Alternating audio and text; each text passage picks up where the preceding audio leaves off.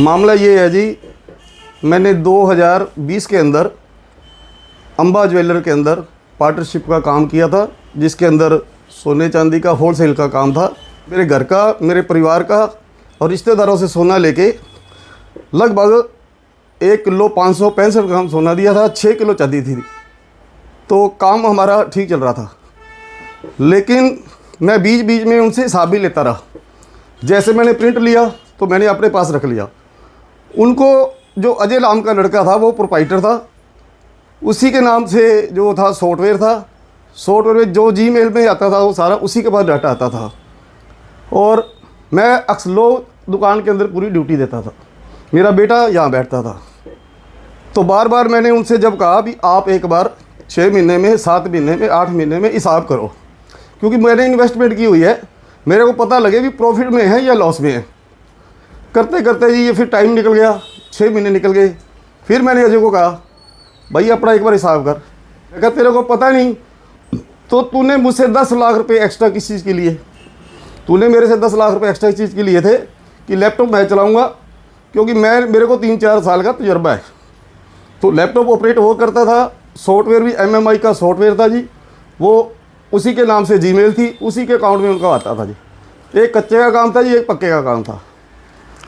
जब ये सारा एपिसोड हो गया जी, तो एक बार मुझे कहने लगा कि मुझे अंकल जी आप 20 लाख रुपए बाज़ार से उधार लेके दो।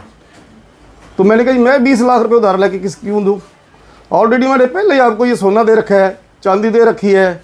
इसके साथ साथ मेरी कमेटियाँ चलती थी जी, कमेटियों का पैसा भी लगभग 1 CR वो भी मैंने दुकान के अंदर डाला हुआ था, लेकिन वो धीरे धीरे जा रहा था।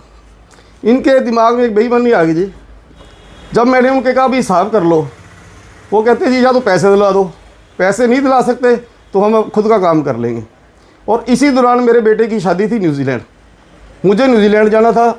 जब उन्होंने मुझे न्यूजीलैंड जाने से पहले मैंने यहाँ से पंचायत बुलाई, उस समय के हमारे प्रधान लीलाधर जी सोनी शहरी प्रधान थे जी, तहसील के प्रधान थे, और साथ में मौजूद व्यक्ति जितने भी हमारे समाज में जो होलसेल का काम करते हैं। तो उन्होंने एक पंचायत बुला के लगभग 6-7 बार पंचायतें हुई, लेकिन पंचायत के अंदर उन्होंने हमें कहीं भी न्याय नहीं दिया, ना ही हिसाब दिया, बार बार टाल मटोल कर रहे थे। मैं इसके साथ ये भी बताना चाहूँगा, सिरसा के साथ साथ हमारा बठिंडा के अंदर भी काम था, यही होलसेल का काम था। बठिंडा के अंदर हमने दिसंबर 2021 में काम शुरू किया, और इन्होंने अप्रैल 2022 के अंदर उसमें से हिस्सा निकाल लिया, उसमें से प्रॉफिट ले गए। इधर जो मेरी कमेटियाँ चलती थी वो सारी कमेटियाँ इन्होंने उठा ली। जब इन्होंने कमेटियाँ उठा ली और मेरा उधर जाने का टाइम हो गया, तो मेरे को पंचायत वो एक ही बात कहने लगी, भी सुखविंदर जी बात ये है कि आप अभी इनके हाथ में फंसे हुए हो, क्योंकि जो स्टॉक रूम की चाबी हो इनके पास है। हमारी राय यही है भी जितना अभी मौके पे स्टॉक है उसमें से आप आधा आधा कर लो। तो चलो वो इस बात के लिए मान गए। तो एक पंचायती राजीनामा हुआ, जिसके अंदर ये बाकायदा खूब अच्छी तरह लिखा गया कि जो मौके पे सामान है वो आधा इनका और आधा इनका, और बाकी जो भूल चूक होगी लेनी देनी होगी। वो बाकायदा सबके पंचायतियों को साइन भी हैं। इसी दौरान मैं जी न्यूजीलैंड चला गया। 2.5 महीने के बाद मैं वापस आया। मैंने फिर पंचायत से हमारे शहरी उस समय जिला प्रधान थे प्रभुदयाल सोनी, मैंने उनको भी एक लेटर दिया, उन्होंने भी काफ़ी और से कोशिश की, तो वो भी असफल रहे। लास्ट के अंदर क्या हुआ, मुझे पंचायत ने लिख के दे दिया भी हम इस निपटारे को नहीं निपटा सकते, अब आप दोनों स्वतंत्र हो, आप कहीं भी अपनी अपील कर सकते हो। तो फिर 23/12 को ये मैंने एप्लीकेशन दी जी, 21/12/2023 को थाना शहर सिरसा में। मैंने उनको बताया कि मेरे साथ इस तरह की बीती है जी, तो उन्होंने मेरी एप्लीकेशन के अंदर ये मेरे को रिसीविंग दी।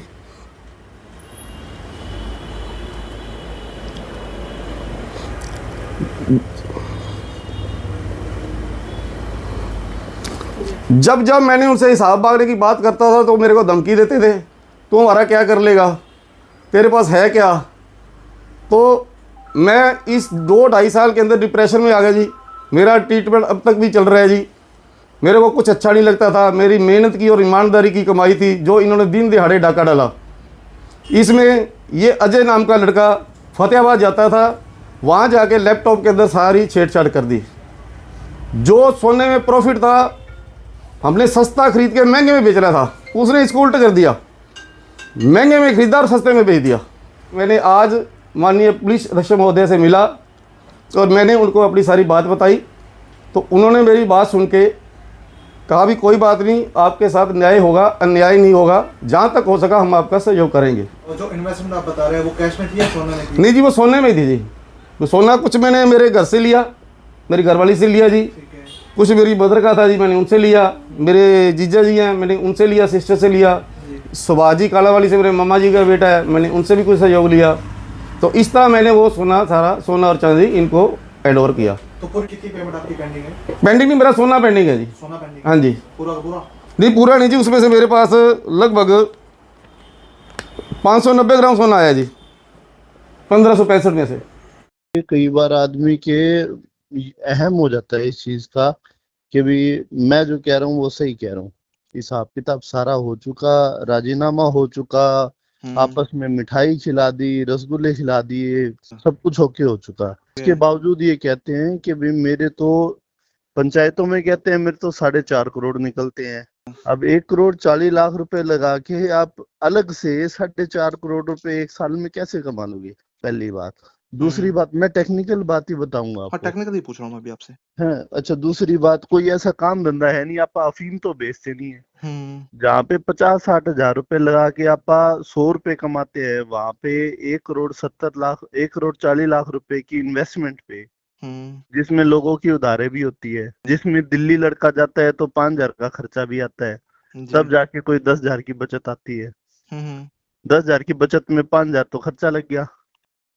कहते हैं 4.5 करोड़ का और खर्चा, 4.5 करोड़ और होने चाहिए मेरे। अच्छा, जो पुलिस में एप्लीकेशन दी है उसमें कहते हैं 1,28,00,000 रुपए निकलते हैं। उनको खुद को क्लियर नहीं है कि भाई बोलू कितने। अच्छा, इन्होंने पहले थाने में एप्लीकेशन दी, थाने वालों ने पूछा क्या है हिसाब किताब, ऐसे वैसे सारा कुछ हिसाब किताब लगा के और थाने वालों ने एप्लीकेशन दी इकोनॉमिक सेल में।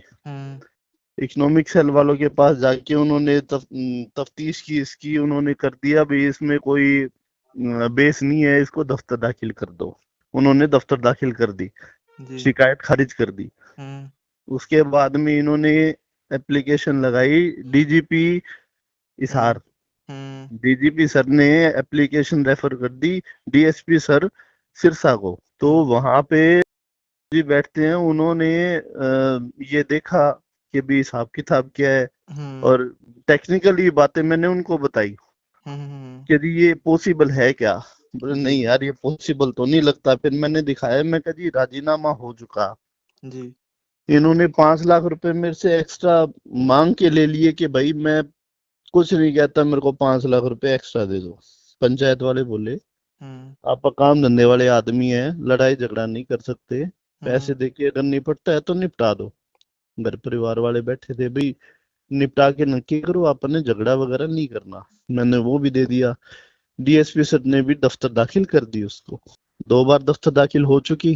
अब तीसरी बार हमारे अंकल जी थोड़े से खफा है अब कि भी वो कुछ कर नहीं सकते। अच्छा, अब 2 बार दफ्तर दाखिल हो चुकी, तीसरी बार कल फिर बुलाया था। वहां पे जाके मैंने जो भी मेरा पक्ष था मैंने रख दिया उनके सामने। मैं कहा जी 2 बार दफ्तर दाखिल हो चुकी, या तो आप कोई कठोर कदम उठाओ कि जिससे बार बार मुझे परेशान ना कर सके।